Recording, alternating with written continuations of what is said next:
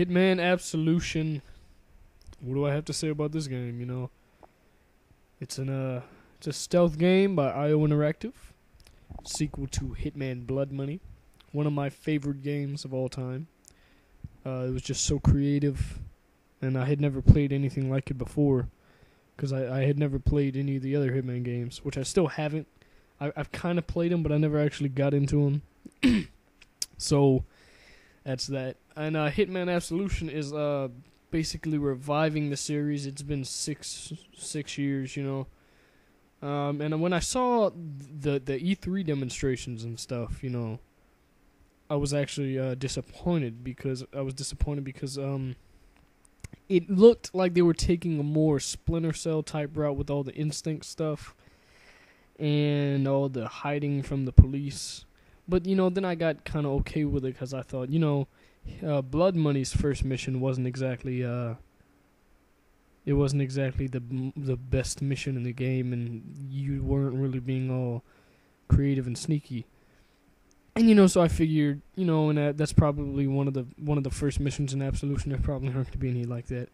And that it made me think that way more because they for E3 and stuff they ended up showing what did they show? I think they showed Streets of Hope or something like that, or The King of Chinatown. They showed one of those. I think they showed both of them.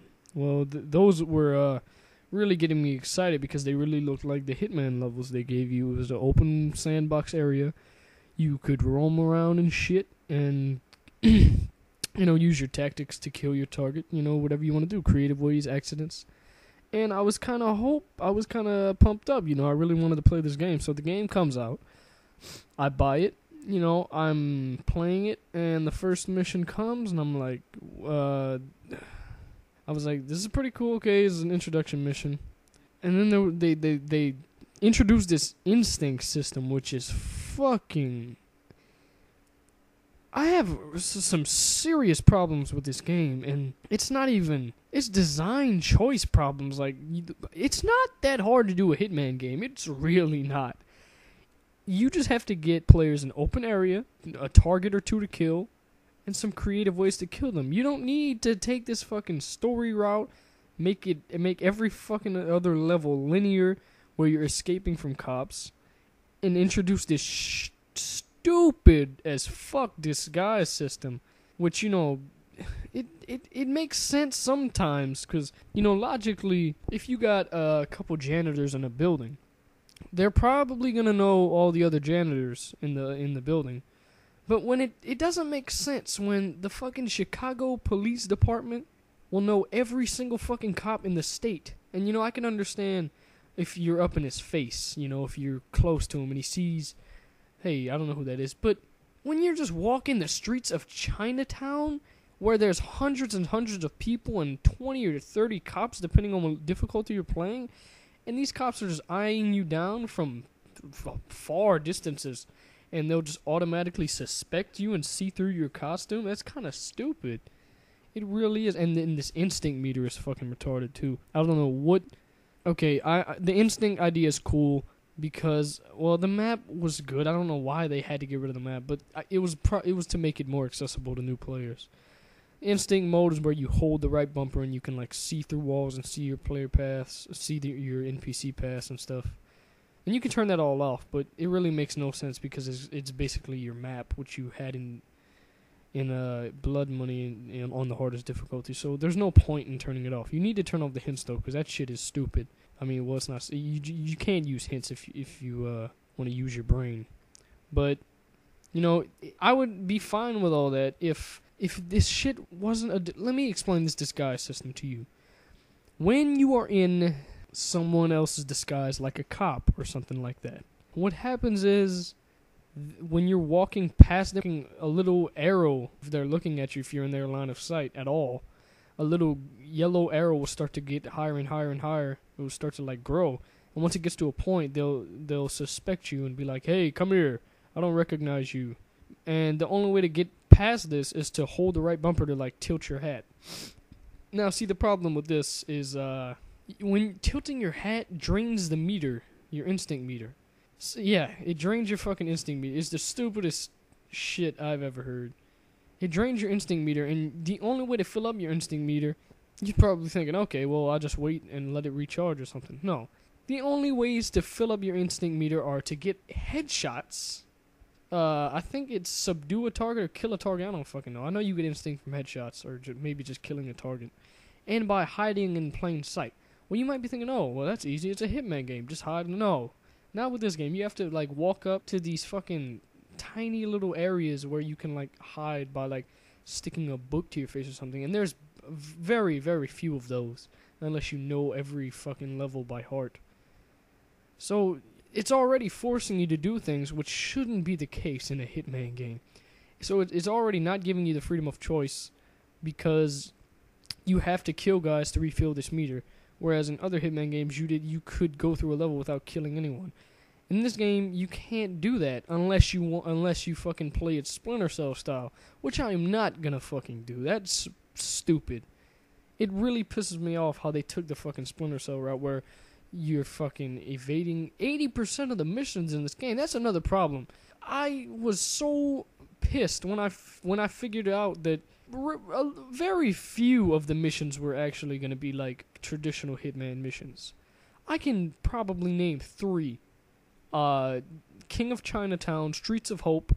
2 of those they already showed at E3, so I already knew how to do those. They fucking spoiled it already.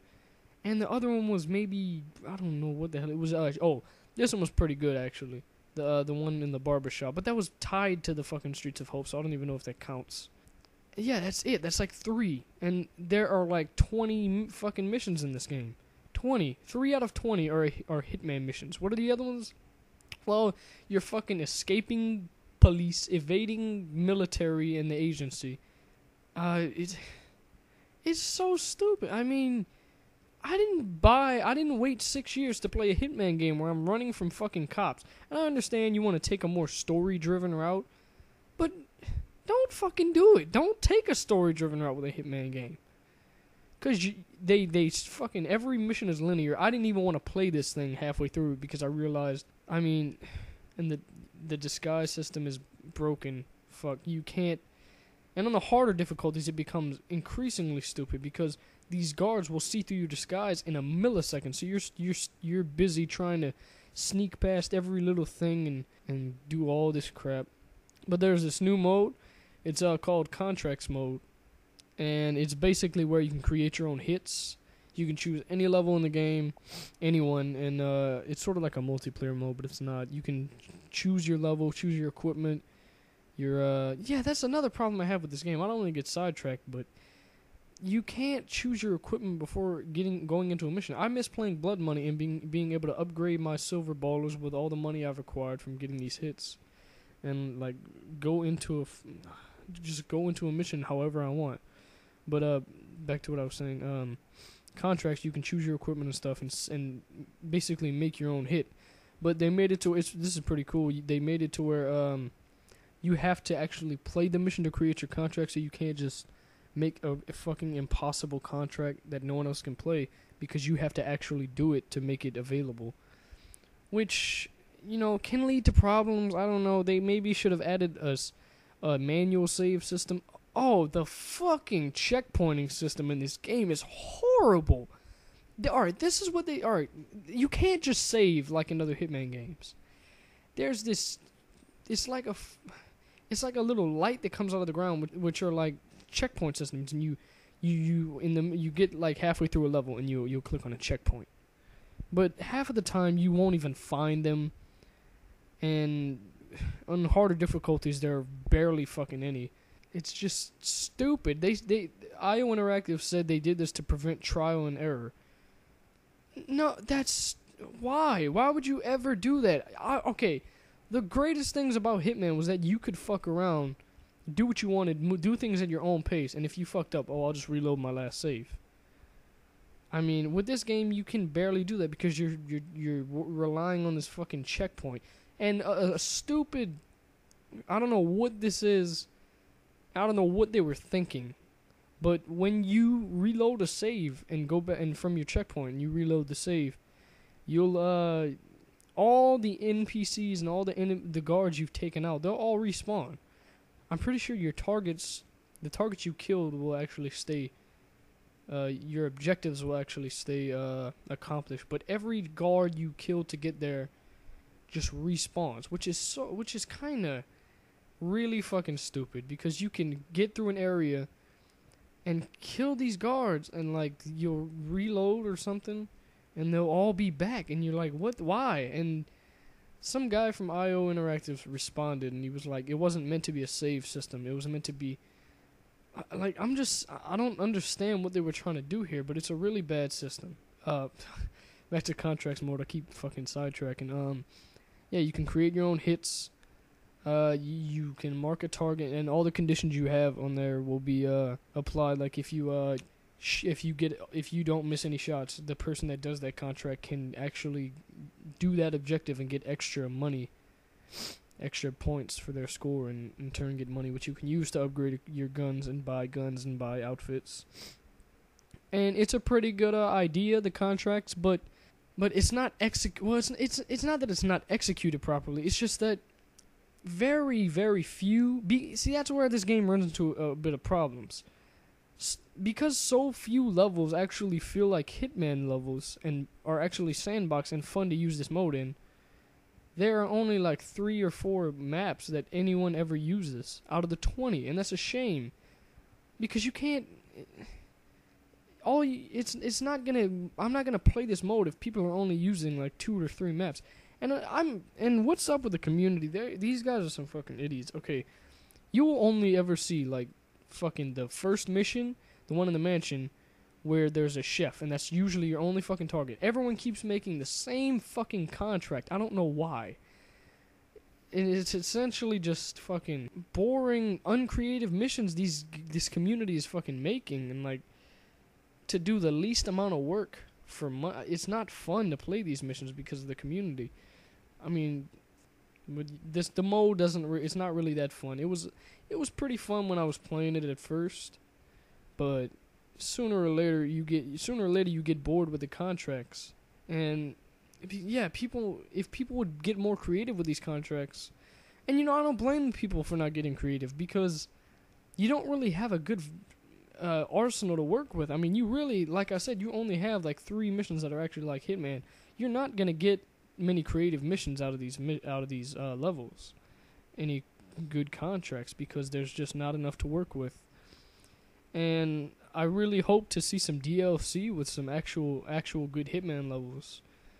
And I also want to talk about this. This is getting into some some major spoilers, because this is basically talking about the end of the game right here. So, Diana, I'm really looking forward to the next game, because they're making one. It's unfucking questionable.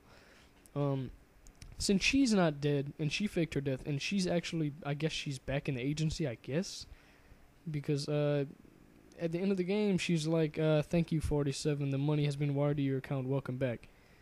So I'm really fucking hoping that in the next game they go back to the old Hitman style, where you're getting these contracts from Diana and the agency, and you can just do whatever you want, and it's just debriefing and stuff. And I really hope they don't take this route again. I appreciate them for trying to do this story driven, and the story was pretty good. It was pretty good, but I really hope they never do it again. There were some moments in this game that really made me miss the old Hitman games. It just made me sad that I waited 6 years to play a fucking Splinter Cell game with some Hitman elements. But yeah, that's pretty much all I got to say. The game was pretty good. It's a pretty good game on its own. It's not a really good Hitman game at all.